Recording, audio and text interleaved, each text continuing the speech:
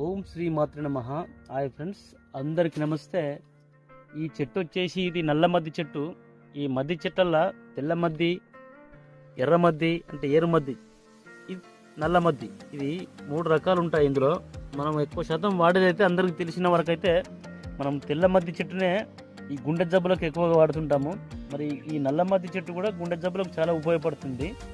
మరి దీన్ని ఏం చేయాలంటే, మనం నిజంగా శుద్ధి చేయబడ్డ అటువంటి అన్నబేది సింధూరం అనేది సిద్ధ వైద్యుల దగ్గర దొరుకుతుంది. అది నాకు అన్నబేది సింధూరం.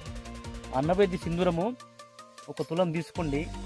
ఈ నల్లబద్ది చెట్టు యొక్క బెరడు, ఈ చెట్టు యొక్క బెరడు తీసుకోండి.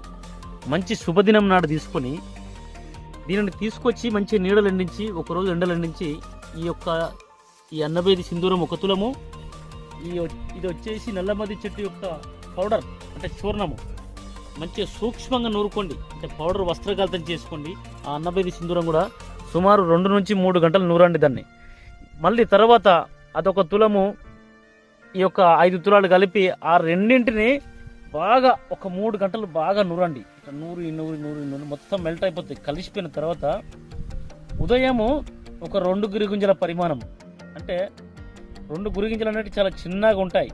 అవి మనకు బంగారం జోగనికి ఉపయోగిస్తారు గురిగింజలు అనేవి. అంత 2 గురిగింజల పరిమాణము ఈ చేతిలో వేసుకొని తగినంత తేనె ఉదయం సాయంత్రము ఇట్లా కలుపుకొని ఇట్లా దాన్ని ఉదయం సాయంత్రము మనం లోపలికి తీసుకోవాలి. అంటే నాకేసేయాలి దాన్ని, ఈ యొక్క పౌడర్ను కలిపిందని. ఈ విధంగా చేయడం వల్ల గుండెకు సంబంధించినటువంటి వ్యాధులు అరించిపోతాయి.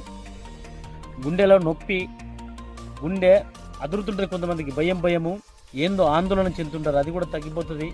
అయితే ఇది ఇంకా చాలా రకాలుగా అయితే మనము తెల్లమద్ది చెక్కనే ఎక్కువ ఉపయోగిస్తుంటారు. దానికి బదులు మీరు గుండె జబ్బులకు దీన్ని కనుక మీరు ఉపయోగించుకున్నట్టయితే మీకు అనుకూలమైనటువంటి రిజల్ట్, అంటే గుండెకు సంబంధించిన వ్యాధులు అనేవి అరించిపోతాయి. ఇలాంటి చెట్టును గుర్తుపట్టుకోండి. దీని యొక్క బెరడు నున్నగా ఉండ రాదు, ఇట్లా తీస్తే పెడుచుంటాయి నల్ల మద్ది అనేది. ఈ విధంగా ఈ బెరలు విషేస్తుంటాయి. మరి నీకు తెల్ల మద్ది కానీ ఎర్ర మద్ది కానీ నున్నగా ఉంటుంది. దాన్ని కూడా ఇప్పుడు మీకు చూపెడతాయి, ఒకసారి రండి.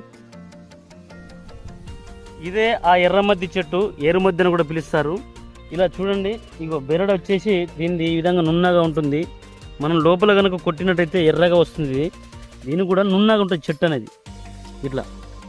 మరి ఇలాంటివి ఉపయోగించుకుని ఎవరి ఆరోగ్యం వారు కాపాడుకుంటారని కోరుకుంటున్నాను.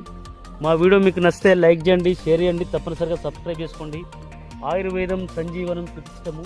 ధన్యవాదములు.